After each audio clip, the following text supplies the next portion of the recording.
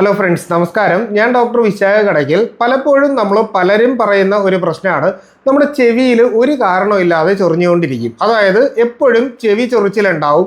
നമ്മളൊരു ബഡ്സോ എന്തെങ്കിലും ഇട്ടൊന്ന് ക്ലിയർ ചെയ്യാമെന്ന് വിചാരിച്ചു കഴിഞ്ഞാൽ അതിൻ്റെ അത് യാതൊരുവിധ കണ്ടന്റും നമ്മൾ കാണാറുമില്ല എന്ന് പറയുന്ന ഒരുപാട് ആൾക്കാരുണ്ട്. അപ്പോൾ ഇതിനുള്ളൊരു പ്രധാന പ്രശ്നം എന്ന് പറഞ്ഞാൽ, നമ്മൾ സാധാരണ എപ്പോഴും കടകളിൽ നിന്ന് വാങ്ങിക്കുന്ന നമ്മുടെ കോട്ടൺ ബഡ്സ് ഉണ്ടല്ലോ, അതായത് ഇയർബഡ്സ്. നമ്മൾ ഇയർബഡ്സ് എന്ന് പറയും, പക്ഷേ ഇതിനെ കോട്ടൺ സ്വാബ് എന്നുള്ള പേരിലാണ് പറയപ്പെടുന്നത്.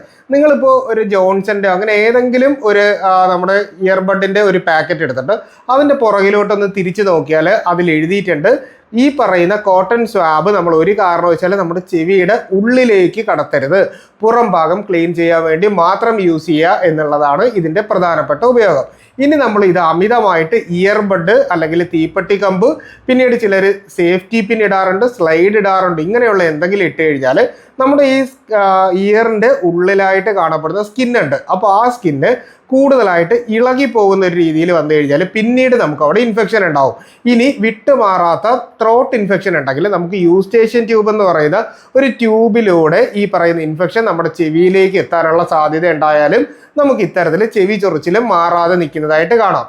രാത്രിയിൽ AC ഉപയോഗിച്ചിട്ട് നമ്മൾ കിടക്കുന്ന സമയത്ത് കൂടുതലായിട്ട് തണുപ്പടിക്കുന്നതോ കുളിക്കുന്ന സമയത്ത് ചെവിയുടെ അകത്തേക്ക് വെള്ളം വീഴുന്നതോ രീതിയിലുണ്ടായാലും ഇത്തരത്തിൽ നമുക്ക് ഇൻഫെക്ഷൻസ് കൂടുതലായിട്ട് വരാനുള്ള ഒരു സാധ്യതയുണ്ട്. അപ്പോൾ നിങ്ങൾ തീർച്ചയായിട്ടും ഇത്തരത്തിലുള്ള പ്രശ്നങ്ങൾ എന്തെങ്കിലും ഉണ്ടെന്നുണ്ടെങ്കിൽ നിങ്ങൾ അത് ഒഴിവാക്കുക. ഒപ്പം തന്നെ തണുപ്പുള്ള സമയങ്ങളിൽ നമ്മൾ ചെവി ഒരു കോട്ടൺ ഉപയോഗിച്ചിട്ട് കൃത്യമായിട്ട് അടച്ചു വെക്കുക. എന്നിട്ട് നമുക്ക് ഈ പ്രശ്നം മാറുന്നില്ലെങ്കിൽ നമ്മളൊരു ENT സ്പെഷ്യലിസ്റ്റിനെ കണ്ട് എന്താണ് നമ്മുടെ ചെവിയിലെന്ന് എക്സാമിനേഷൻ ചെയ്ത് നോക്കി മാത്രം ട്രീറ്റ്മെൻറ്റുകളുമായിട്ട് മുന്നോട്ട് പോവുക.